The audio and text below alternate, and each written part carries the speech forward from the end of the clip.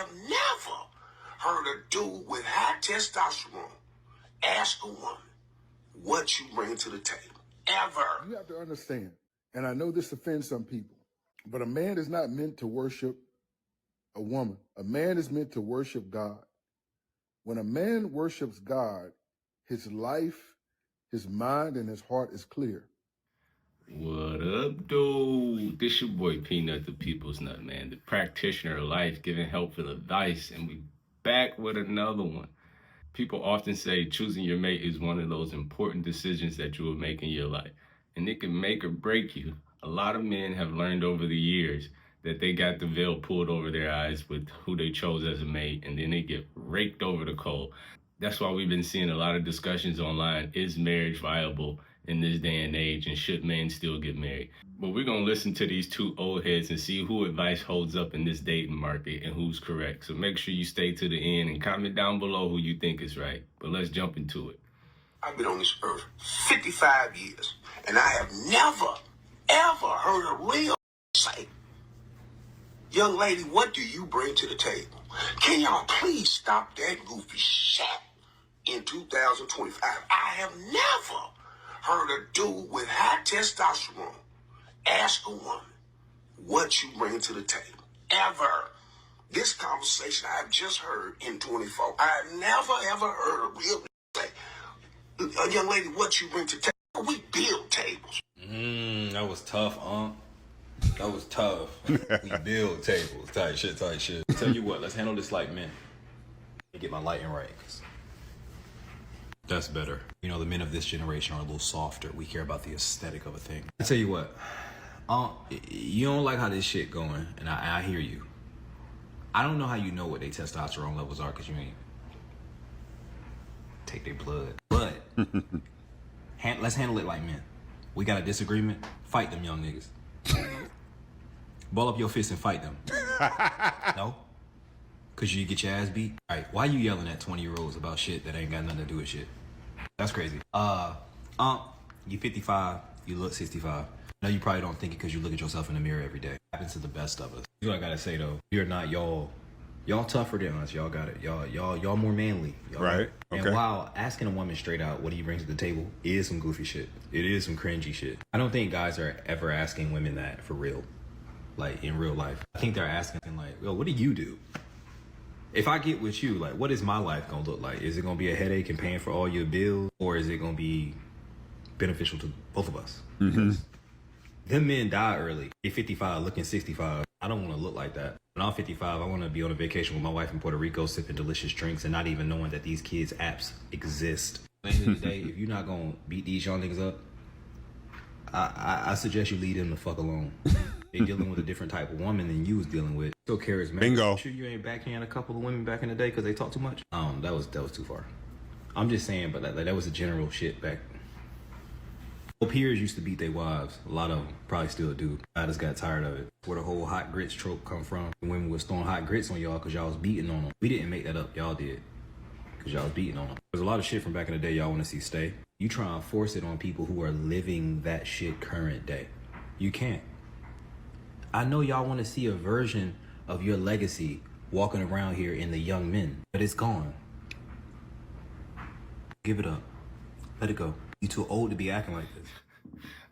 Like you said, man, it's a different time. Technology has changed a lot. So these young men are not dealing with the same young women that those old heads was dealing with back in the day. So I do think it's a viable question, but you shouldn't ask it. You should ask it in a more roundabout way, because it does seem like, yo, it's a transactional thing. What do you bring to the table?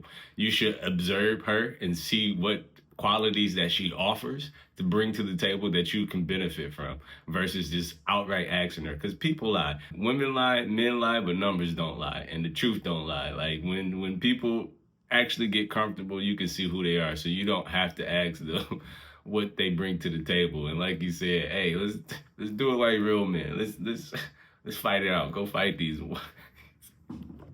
Speaking of the table, Akon, who's a 2000 something African artist, he touched about this, and he's a man that can afford to do whatever, and he still wants to know what a woman is offering him. And if you ask her, okay, what are you bringing to the table?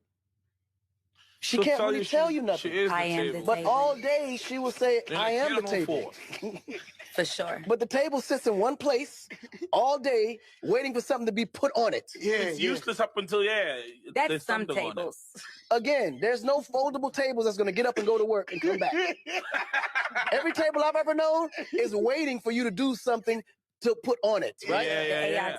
In so many words, Akon has pointed out that a lot of these young ladies are useless. And that's what that old head in the first clip is not understanding, that a lot of these women are useless and they become a bill and a burden to men. And that's not fair. Like, the only person that she should not expect anything from was her father. But we know in this climate with all these single mothers that a lot of women grow up fatherless, so they don't get that treatment. I'm telling this to both young men and young women. When you're around anyone who says happy wife, happy life, get the fuck away from them. Because what they're doing is they're passing on a curse to you. You understand? Let me first ask you just a side note to it. Okay. When you guys see Steve Harvey hanging out with all these African dignitaries and over there with the Crown Prince of Dubai, do he look happy? I'm just asking you the question. Do he look happy? Go back and look at all these videos and see if Steve Harvey looked happy like he was before. Do he even look happy when he entertained? No. Steve Harvey got exactly what he wanted. I saw a pastor in Houston that did the same thing Steve Harvey did. I will never forget the enlightenment and communication and hearing Pastor I.V. Hilliard talk about, he told his wife when he came home, from now on, he gonna make money. In other words, this is what he was saying. I was making money. I was trying to make money honestly before, but now I'm going to do whatever I got to do to make money. And he did it. If you look at this story from that point and look what happened, he started giving deceptive information. Anything that would allow him to cultivate a relationship with money, he did it. He same thing, excuse me, allergies, that Steve Harvey did. He did anything he could do to make money. You have to understand, and I know this offends some people, but a man is not meant to worship a woman. A man is meant to worship God. When a man worships God, his life, his mind, and his heart is clear. Let's let that sink in for a second, because a lot of men need to understand that you should worship God or your purpose or something outside of a woman. Do not make a woman the center of your attention, because the moment you make and worship her, you see what happened. A lot of men on these different YouTube channels, they pop up and they tell you how bad it was when they did the happy wife, happy life. And we see this a lot nowadays in this dating climate, that a lot of these young ladies and women want to be worshipped. They want you to worship them on the ground that they walk on. That's why you get those tweets and different things of saying, men are not obsessed with women anymore. They're not doing this and all of this. And some of these men, like the men like Steve Harvey, like he said, and those other alpha males that be pushing all of this stuff, they have to push men to buy stuff because they can't have their wife, because their wife can't be the only ones getting material stuff. So they have to sell you stuff to get you to buy stuff so they can buy their wife stuff.